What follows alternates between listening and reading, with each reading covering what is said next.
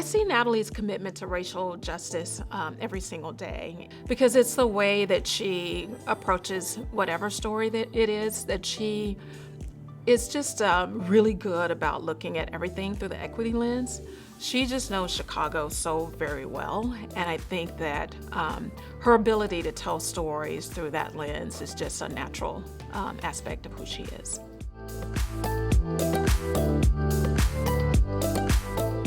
She's not afraid to tell stories that may make you uncomfortable. And so I think she's fearless in that aspect, and I think it inspires and encourages other people to be able to stand up for the person who doesn't have a voice necessarily.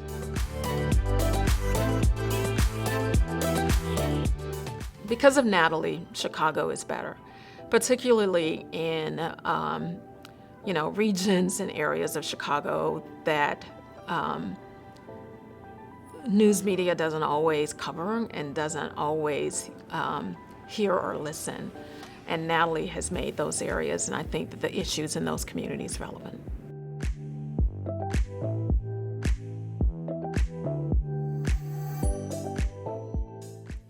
Good afternoon.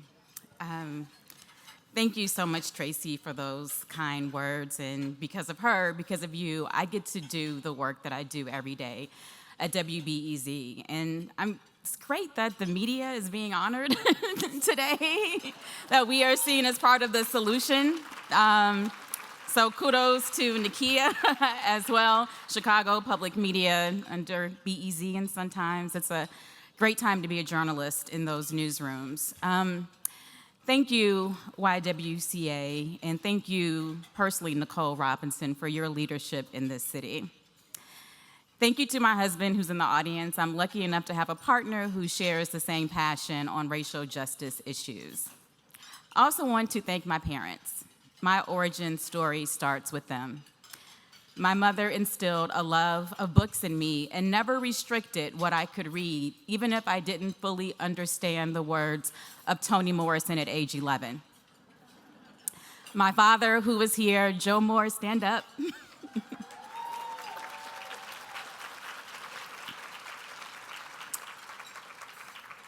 He let me stay up past my bedtime to watch the documentary series Eyes on the Prize on Channel 11 as a kid. Soon I was engrossed, and later the bedtime wasn't the draw, but the content that I was watching. All of this laid the foundation for my career in dedication in telling stories, especially about Black people. I'm honored to receive this award. The YWCA mission of eliminating racism and empowering women speaks to my work, whether it's about the white supremacist nature of housing policies or body autonomy. I became inspired to become a journalist as a girl growing up on the south side of Chicago. I didn't like the media depictions of where I grew up as only places filled with violence and mayhem.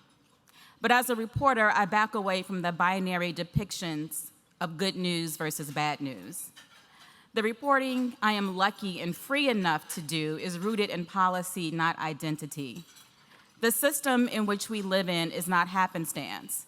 It's deliberate and by design, whether we consider segregation, food injustice, or economic inequalities. That said, I also feel compelled to tell stories of Black joy from these same neighborhoods. I'm often asked about solutions or if I feel hope. These are not my questions to answer. I want my work to sound alarms. Journalism is a key to a robust democracy. The solutions eradicating inequalities are in the public sphere already.